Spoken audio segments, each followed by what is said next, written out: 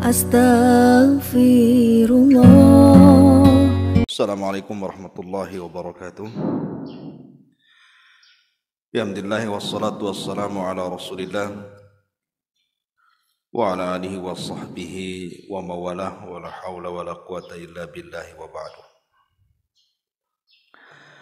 Alhamdulillah di pagi hari ini kita bisa melanjutkan kajian kita, masih membahas tentang a'lamus salaf, ulama-ulama salaf, dan di pagi hari ini kita akan membahas salah satu dari keturunan Nabi sallallahu alaihi wa ala alihi wasallam, orang yang dikenal dengan Zainul Abidin karena banyaknya ibadah dan waraknya, dan namanya sangat masyhur sekali, Zainul Abidin Ali ibn Husain ibn Ali ibn Abi Talib radhiyallahu anhu. Ma'asyiral muslimin yang dimuliakan Allah Subhanahu wa taala. Alhamdulillah di pagi yang cerah ini salawat dan salam kita haturkan kepada Nabi kita, Nabi besar Muhammad sallallahu alaihi wasallam. Kita tahu bahwa Nabi sallallahu alaihi wasallam dari 11 istrinya hanya satu istri yang melahirkan keturunan Nabi sallallahu alaihi wasallam adalah Khadijah. Dari Khadijah inilah lahir 3 anak laki-laki, 2 anak laki-laki dan 4 anak perempuan. Pertama Qasim dan juga Abdullah, kemudian Zainab, Ummu Kulsum, Ruqayyah, dan juga Fatimah. Kemudian dari budaknya satu namanya Ibrahim dari Maria Qibtiyah. Seluruh putra-putra Nabi sallallahu alaihi wasallam meninggal dunia. Artinya bahwa dari jalur laki-laki tidak ada keturunan Nabi sallallahu alaihi wasallam kecuali meninggal dunia. Adapun dari jalur perempuan, pertama Zainab. Zainab menikah dengan Abul As ibn Rabi. Kemudian punya anak 2. Anak yang pertama Abdullah meninggal sejak kecil. Kemudian anak yang kedua namanya Umamah. Umamah ini menikah dengan Ali bin Abi Talib setelah meninggalnya Fatimah, tapi tidak punya keturunan. Artinya nasab Zainab sampai di sini, tidak ada keturunan. Kemudian yang kedua Ruqayyah. Sebelumnya Ruqayyah menikah dengan salah satu putra Abu Lahab, namanya Utbah, tapi belum digauli, kemudian dicerai. Kemudian menikah dengan Utsman, tapi tidak punya anak. Dari sini kita tahu Ruqayyah tidak punya keturunan. Kemudian yang ketiga Ummu Kulsum, yang sebelumnya menikah dengan Utaibah, putra Abu Lahab, sama sebelum digauli diceraikan. Kemudian menikah dengan Utsman bin Affan radhiyallahu an, punya anak 2, laki-laki dan perempuan, tapi dua-duanya meninggal. Dari sini kita tahu Ummu Kulsum terputus nasabnya, tinggal satu Fatimah. Lah Fatimah ini ketika menikah dengan Ali radhiyallahu an punya anak 4, Hasan, Husain, Zainab, dan Ummu Kulsum. Adapun Ummu Kulsum menikah dengan Umar bin Khattab radhiyallahu anhu. punya 2 anak laki-laki tapi dua-duanya meninggal. Ini dari jalur Ummu Kulsum. Kemudian yang kedua Zainab. Zainab menikah dengan Abdullah ibn Ja'far, tetapi tidak punya keturunan sama sekali. Kemudian Hasan dan Husain. Barulah dari Hasan dan Husain, dari sinilah keturunan Nabi SAW. Maka siapapun yang mengaku bahwa dia adalah dzurriyyah Nabi SAW, maka dia harus keturunan 2 manusia ini. Kalau enggak Hasan, Husain. Karena dari putra-putra putri-putri Ali radhiyallahu an tidak ada yang tidak punya keturunan, ataupun dari jalur yang lainnya semua terputus. Ma'asyiral muslimin yang dimuliakan Allah Azza wa Jalla. Pertama Hasan. Hasan ini punya istri banyak. Pertama istrinya Ummu Kulthum bintu Fadl ibn Abbas. Yang kedua Haulah bintu Mangzur. Yang ketiga Ja'dah bintul Ash'ash. Yang ketiga, yang keempat Ummu Ishaq ibn Talha. Yang kelima Aisyah. Yang keenam Ummu Bashir. Yang ketujuh Hindun bintu Abdurrahman bin Abi Bakar. Dan dia memiliki 4 budak. Berarti 7 istri dan 4 budak. 7 istri itu maksudnya bukan 7-7-nya dikumpulkan, tidak. Ya, mungkin meninggal salah satunya kemudian menikah lagi, atau diceraikan salah satunya kemudian menikah lagi. Dan dalam Islam selain Nabi SAW tidak boleh lebih dari 4, walaupun itu Hasan. Adapun Husain juga banyak istrinya. Yang pertama namanya Lailah bintu Abi Murrah Ats-Tsaqafi. Yang kedua Rabbab bintu Imri'il Qaisi. Yang ketiga Ummu Ishaq bintu Talha. Kemudian yang keempat Sulafah. Kemudian yang kelima Syahrabanu. Kemudian yang keenam Asma.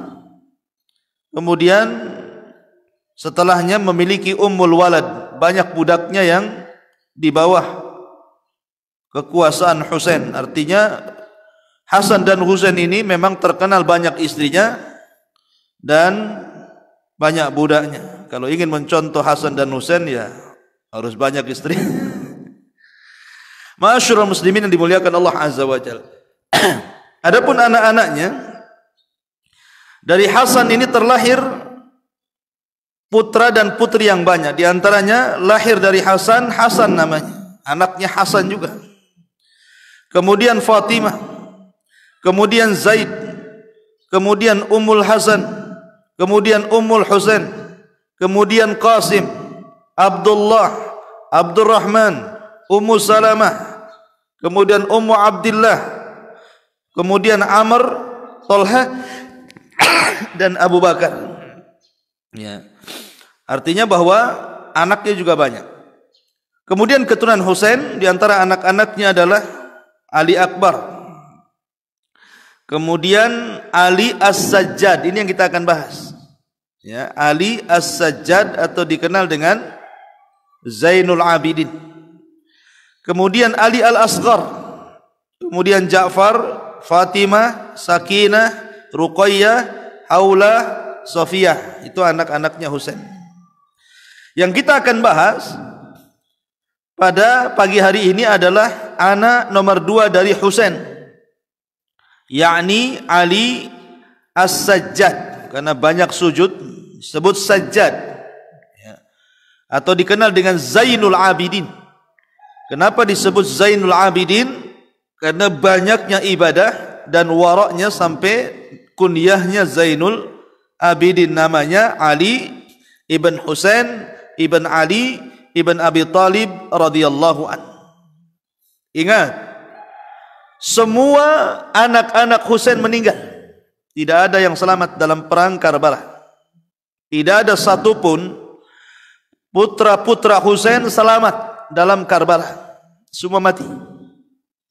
Dibantai oleh orang-orang yang berkhianat di Kufah.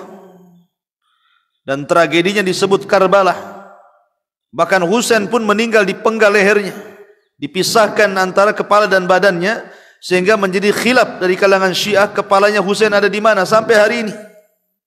Ada yang mengatakan di Mesir, ada yang mengatakan di Madinah, ada yang mengatakan di Syam. Tapi dalam peristiwa Karbala itu tidak ada yang selamat keluarga Husain. Semua meninggal. Subhanallah. Allah hendak membiarkan keturunan nabinya masih hidup. Yang tidak dibunuh adalah Ali ibn Husain. Karena ketika itu usia masih 3 tahun, masih kecil, masih bayi, sehingga tidak dibunuh. Itulah yang tersisa dari keturunan Ali radhiyallahu an lewat jalur Husain. Hanya Ali ibn Husain tidak dibunuh dan tetap hidup. Dari situlah keturunan Nabi sallallahu alaihi wasallam. Maka siapapun yang mengaku keturunan Husain, maka jalurnya cuma satu. Dari Ali As-Sajjad atau dikenal dengan Zainul Abidin, Ali ibn Husain ibn Ali ibn Abi Talib radhiyallahu anhu. Tidak boleh dari ngaku yang lainnya, karena semua anak-anaknya meninggal dunia. Ma'asyiral muslimin yang dimuliakan Allah Azza wa Jalla. Yang kita hendak ceritakanlah sosok yang luar biasa. Orang Arab mengatakan tashabbahu illam yakun mislahum fa inna tashabbuhu bil kirami falahu. Contohlah mereka orang-orang mulia walaupun tidak seperti mereka, karena mencontoh mereka itu sebuah kemuliaan. Namanya adalah Ali bin Husain ibn Ali ibn Abi Talib. Ali ibn Husain ibn Ali ibn Abi Talib, atau mulaqab bi Zainil Abidin. Laqabnya Zainul Abidin, kunyahnya Abul Hasan. Kunyahnya Abul Hasan. Wulida yaum, dilahirkan pada hari kelima di bulan Sya'ban tahun 38 Hijriah di Madinah Nabi sallallahu alaihi wasallam. Dan wafat pada tanggal 25 Muharram pada tahun 95 Hijriah. Dan dia adalah salah satu imam yang keempat dalam madhab Syiah. Kalau kita melihat madhab Syiah, maka Syiah itu ada namanya kelompok Syiah Imamiyah. Syiah yang menerapkan 12 imam, yang menurut mereka ucapannya sama dengan Nabi Maksum. Kalau sudah yang ngomong 12 imam, maka sama dengan Nabi. Salah satunya adalah Zainul Abidin, salah satu imam yang 12 yang ditetapkan orang Syiah. Maka kita katakan, ya dia keturunan Nabi, tapi jangan kemudian disamakan dengan Nabi, ucapannya maksum. Ya. Maka di sini masyiral muslimin terlampau hulu orang-orang Syiah terhadap Zainul Abidin. Zainul Abidin dikatakan Imam Malik rahimahullahu taala disebut Zainul Abidin li kathrati ibadatihi wa waraihi. Kenapa disebut Zainul Abidin? Orang yang suka beribadah, abidin. Maka kata Imam Malik li kathrati ibadatihi, karena banyaknya ibadah, wa waraihi, dan waraknya. Kemudian Sufyan ibn Uyainah mengatakan ma ra'aitu Hashimiyan afdal min Zainil Abidin wala afqa minhu.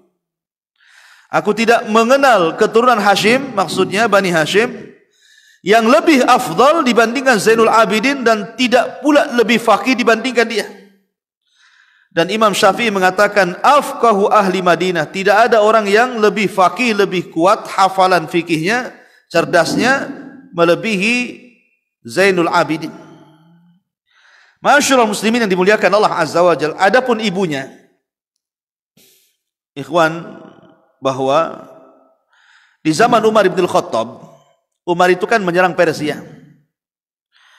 Ketika menyerang Persia, banyak wanita-wanita Persia tertawan.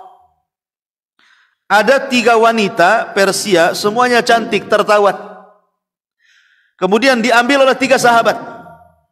Pertama diambil oleh Husain ibn Ali. Husain ibn Ali bin Abi Thalib. Yang kedua diambil oleh Abdullah ibn Umar. Kemudian yang ketiga diambil oleh Muhammad bin Abi Bakar As-Siddiq radhiyallahu anhu.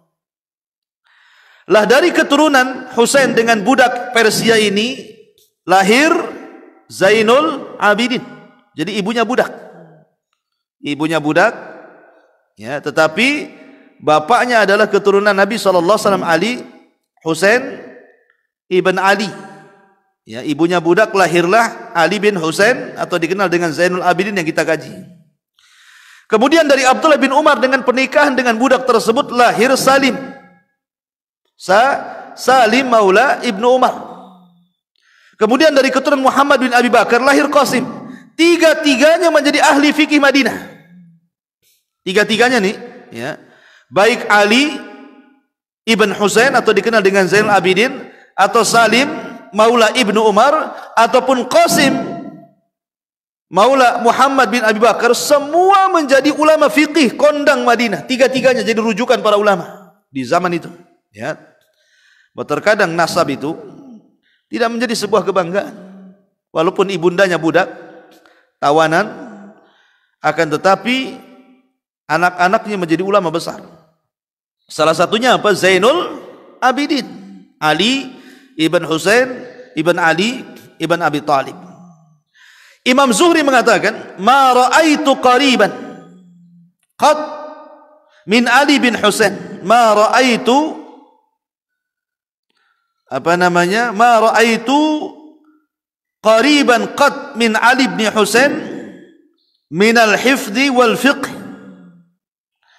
Kata Imam Zuhri, aku tidak melihat yang bisa mendekati seperti Ali bin Husain dalam hafalan dan fikihnya, karena dia afqahu ahli Madinah. Kata Imam Syafi'i, orang yang paling fakihnya kota Madinah. Subhanallah, Zainul Abidin itu ushtuhira bi sadaqati sir, dikenal karena sedekah yang tidak tampak. Jadi selama Zainul Abidin itu hidup, 100 orang miskin Madinah itu ditanggung dia sampai dia wafat. 100, bayangkan loh, 100 orang miskin Madinah selama dia hidup. Jadi umpamanya kalau sekarang ada program 600.000 gitu ya per bulan, ya mudah-mudahan benar gitu ya. Jadi setiap bulan sudah ada tuh, pas buka pintu udah ada amplop isinya 600 gitu ya. Udah ada berasnya, ada telurnya, ada apanya gitu ya. Pokoknya setiap sudah habis nih satu rumah orang miskin itu, nanti buka pintu saja sudah siap tuh. Jadi tidak pernah keluar orang miskin ini. 100 orang miskin seperti itu. Anehnya, orang-orang itu mencela Ali bin Husain. Orang-orang yang disumbang ini mencela Ali bin Husain dan mengatakan bahwa Ali bin Husain itu bakhil, orang kaya tapi bakhil katanya. Mereka tidak paham bahwa Ali bin Husain atau Zainul Abidin setiap malam mengangkat gandum, kemudian meletakkan di pintu-pintu orang fakir miskin sampai dia wafat. Makanya ketika dia wafat, di hari wafat, tidak ada lagi orang-orang miskin mendapatkan jatah makanan. Kata penduduk Madinah, ma faqadna sadaqata sirri illa ba'da wafat Ali ibn Husain ibn Ali ibn Abi Thalib radhiyallahu anhu. Sungguh kami kehilangan sedekah sir setelah meninggalnya Ali bin Husain. Mereka menyesal, ya kan? Begitulah caranya orang bersedekah. Diam-diam, ya. Diam-diam artinya betul-betul ikhlas karena Allah Subhanahu wa ta'ala.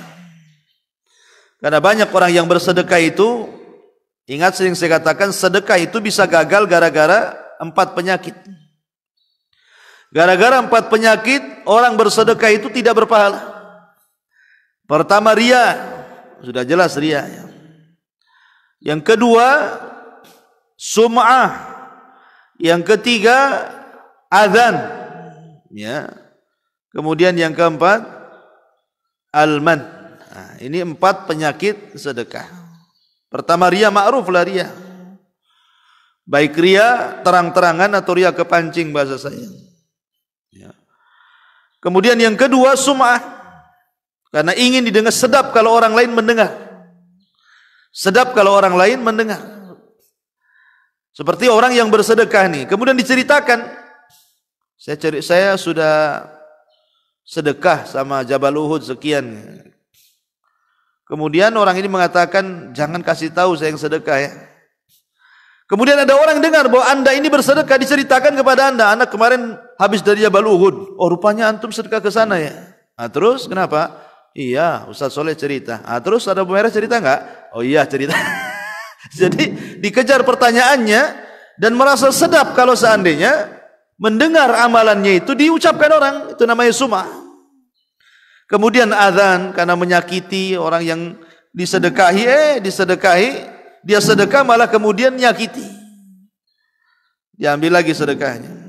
Ataupun dia mengungkit-ungkit. Itu 4 penyakit sedekah. Lah, Zainul Abidin ini mencontohkan kepada kita tentang shadaqatus sir. Bagaimana sedekah yang diam-diam itu. Kemudian juga suatu ketika Sa'id bin Musayyib ini yang menikah dengan salah satu putri Abu Hurairah dan dia adalah pemimpin para tabi'in. Sa'id bin Musayyib menikahi salah satu putri Abu Hurairah. Sa'id bin Musayyib ini seorang faqih. Walaupun dia kibaru tabi'in gitu ya. Ada orang yang datang bertanya soal orang yang paling wara di Madinah. Orang ini mengatakan, ya Sa'id ma ra'aitu awra min fulan bin fulan. Demi Allah aku tidak melihat orang yang paling wara melebihi fulan dan fulan. Kata Sa'id bin Musayyib, kamu sudah pernah melihat Ali bin Husain, Zainul Abidin? Dia mengatakan tidak. Katanya, Sa'id demi Allah kalau kau melihatnya pasti kau akan mengatakan tidak ada manusia yang lebih wara daripada dia. Itu pengakuan Sa'id bin Musayyib. Bahkan seumur hidupnya Ali bin Husain ini pernah membagi hartanya 2 kali. Jadi mamanya dia punya harta 4 rumah gitu ya. Maka 2 rumah ini disumbangkan di jalan Allah, separuhnya. Jadi seumur hidup 2 kali dia pernah menyumbangkan separuh hartanya di jalan Allah Subhanahu wa taala. Ini luar biasa. Kemudian juga ketika dia mendengar hadis Abu Hurairah tentang fadilah memerdekakan budak, maka dia langsung datang kepada salah satu budaknya dan mengatakan, a'taqtu liwajhillah, sudah kumerdekakan kau di jalan Allah Subhanahu wa taala. Sekali dengar hadis Nabi sallallahu alaihi wasallam tentang orang yang memerdekakan budak akan dibebaskan dari api neraka, maka dia datang kepada budaknya dan mengatakan, anta hurrun liwajhillah, kamu bebas karena Allah, sana pergi. Bahkan suatu ketika ikhwatu fiddin, ada kisah suatu ketika Muhammad ibn Usamah bin Zaid masuk kepada Hasan bin Ali bin Husain dan dilihatnya dia sedang menangis. Afwan, suatu ketika dibaliknya Ali bin Husain masuk ke rumah Muhammad bin Usamah bin Zaid. Muhammad anaknya Usamah bin Zaid. Usamah bin Zaid anaknya Zaid bin Harithah. Zaid bin Harithah itu anak angkatnya Nabi. Ya. Nabi punya anak angkat namanya Zaid bin Harithah. Zaid bin Harithah punya anak namanya Usamah bin Zaid. Usamah bin Zaid punya anak namanya Muhammad ibn Usamah. Dia sakit. Datanglah Ali bin Husain Zainal Abidin ini menjenguk. Kemudian dia menangis. Kata Ali bin Husain, wa ma yubkik? Ada apa kau menangis? Ya kan? Maka katanya Muhammad bin Usamah bin Zaid mengatakan, li dainun mi'atu alfi dinar. Aku menangis karena takut mati sementara aku punya hutang tanggungan sama orang 100.000 dinar. Banyak 100.000 dinar ya.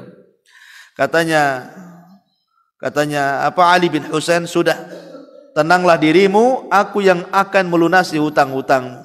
Wah, kita enak nih kalau orang punya kawan kayak gini. Matilah, nanti aku yang lunasi. Ya kan? Seperti itulah Ali ibn Husain. Lah suatu ketika Ali bin Husain ini memerintahkan jariyahnya, memerintahkan salah satu budak perempuan untuk menuangkan teko ketika berwudu gitu ya. Jadi tekonya di atas, dia wudu. Tekonya jatuh pula, kena pula kepalanya. Ya. Jadi dia sedang berwudu jongkok gini ya. Kemudian tekonya kan dicucurkan dari atas tuh. Tekonya jatuh, kena kepalanya, kemudian luka. Ketika itu Ali bin Husain manusiawi, ikhwan, marahlah, ya kan? Cemana kayak sengaja pula teko itu dijatuhkan. Akhirnya ketika mau marah, tiba-tiba budak jariyahnya membacakan ayat Al-Quran, wal kadhiminal ghaidh. Di antara ciri-ciri orang yang beriman itu, wahai Tuhan, adalah orang yang menyembunyikan kemarahan. Langsung diam. Ya. Ketika diam, kemudian budaknya membaca lagi, wal afina anin nas. Ciri orang yang beriman adalah memaafkan manusia. Kata Ali bin Husain, ya sudahlah, afautuka, aku maafkan kamu. Kemudian budak ini membacakan ayat lagi, wallahu yuhibbul muhsinin. Dan Allah suka dengan orang-orang yang baik. Kalau begitu, a'taqtuki fisabilillah. Kalau gitu aku merdekakan kamu, pergi sana. Budak ini, ya, awalnya marah, dibacakan ayat. Kalau antum yang dibacakan ayat kayak gini tetaplah marah kan. Kurang ajar kamu. Sudah salah berdalil pula kan, begitu maksud kayak gitu. Kalau kita ya, lo salah berdalil pula kau. Ini betul-betul sudah salah jariyah itu, dia baca ayat langsung masuk. Oh iya, salah saya. Ya kan saya wal kadhiminal ghaid. Saya maaf saya tadi lagi marah. Tidak cukup wal afina anin nas, ya sudah saya maafkan gitu. Wallahu yuhibbul muhsinin, sudah aku merdekakan kamu katanya. Lihat. Ya, begitulah apa? Ali ibn Husain ibn Ali radhiyallahu anhu. Kemudian suatu ketika dia berada di majelisnya Salim Maula atau Aslam Maula Umar Ibnul Khattab radhiyallahu an, dan dia seorang budak. Jadi Umar itu punya budak namanya Aslam. Cerdas orangnya, memahami agama yang luar biasa, pakar Quran.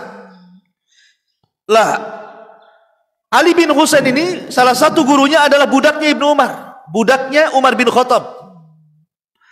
Jadi selalu datang ke budaknya Umar bin Khattab namanya Aslam belajar. Orang-orang pun mencela, gimana kamu ini belajar sama budak? Kamu kan keturunan Nabi, kamu ahlul bait, kamu orang mulia, masa kamu belajar sama budak, katanya kan. Maka jawabannya, dia mengatakan, al mar'u yajlis hina yantafi'u wala ubali. Jawaban Ali bin Husain, al mar'u yajlis hina yantafi'. Orang itu duduk karena mengambil manfaat. Kalau orang ini nggak ada manfaatnya, ngapain saya duduk di sini? Saya nggak peduli mau budak mau merdeka. Kalau dia tidak ada manfaat bagi saya, aku tinggalkan. Tapi karena orang ini punya manfaat untuk saya, makanya aku duduk di sini. Menunjukkan apa? Tawadhu. Kemudian juga datang seseorang laki-laki mencela. Orang ini tiba-tiba mencela Ali bin Husain. Ya macam-macam, kurang ajar, goblok atau apalah istilah kita, dicela-cela gitu ya. Ketika itu orang yang bersama Husain, Ali bin Husain ini marah dan mengatakan, da'li adrib unuqah, wahai Tuhan, biarkan kami yang penggal lehernya. Kurang ajar kali, masa dia mencela kamu, katanya. Tetapi Ali bin Husain mengatakan, jangan, biarkan dia mencela saya sampai selesai dicelanya dia. Setelah selesai mencela, kemudian Ali bin Husain bangkit dan mengatakan, ma satrullahi min amrina akthar min satrikum. Sesungguhnya yang Allah tutupi dari aibku itu tidak lebih banyak daripada yang Allah tutup ma satrullahi min amrina akthar. Apa yang Allah tutup dari perkara kami, dari aib kami itu jauh lebih banyak daripada apa yang Allah tutup bagi engkau. Ya memang pantas ya dicela, karena kalau kamu tahu hakikat saya, mungkin celaannya tidak sampai di situ. Tentu kamu akan mencela terus karena jeleknya saya, tapi Allah masih menutup aib saya. Akhirnya orang itu malu, kemudian mengatakan, asyhadu annaka min auladil mursalin. Aku bersaksi bahwa engkau adalah keturunan para nabi. Kemudian suatu ketika juga dijelaskan, jadi suatu ketika anak pamannya, berarti pamannya siapa? Husain. Nah, salah satu anak pamannya adalah Hasan bin Hasan bin Ali, gitu ya. Suatu ketika Hasan bin Ali ini anak pamannya datang kepada Ali bin Husain, sama-sama ponakan, tiba-tiba bicara dengan pembicaraan yang kasar, kalamul ghalid, kasar ngomongnya. Dan Ali bin Husain diam saja, dimaki-maki diam saja dia. Sampai akhirnya ketika Hasan bin Ali ini sudah diam, sudah capek ngomong, maka Husain pun kemudian tidak jawab. Karena tidak ada jawaban dari Husain, ngomong lagi si Hasan bin Ali ini, dimakinya lagi Ali bin Husain ini, tapi tetap Ali bin Husain ini diam. Sampai akhirnya setelah selesai, Ali bin Hasan mengatakan, sudah selesai bicaramu? Ah sudah, kalau gitu assalamualaikum, pergi dia. Jadi hanya mendengarkan ucapan dia saja. Ah begitulah coba sabarnya orang itu. Antum mau dimaki gitu ya kan, kayak tangkap polisi gitu. Dimarahi diam saja kan. Nah, itu hebat tuh akhlak namanya. Tapi kita kan kalau dimarahi bangkit emosi kita. Kalau enggak ambil pisau ditusuk dia kan gitu. Ya. Tapi Ali bin Husain ini sabar, pulang dia. Ketika memang saat waktu yang pas, sudah tidak ada lagi permusuhan, sudah sama-sama tenang, baru Ali bin Husain datang kepada Hasan bin Ali. Kemudian mengatakan, ya bena ammi, in kunta sadiqan fima qultahu anni faghfarallahu li, wa in kunta kadziban fima qultahu anni faghfarallahu lak. Katanya Ali bin Husain, wahai anak pamanku, kalau yang kau katakan tentang diriku sebuah kebenaran, maka semoga Allah mengampuni diriku. Tapi kalau yang kau ucapkan tentang diriku sebuah kedustaan, semoga Allah mengampunimu. Assalamualaikum, langsung pergi. Jadi gitu.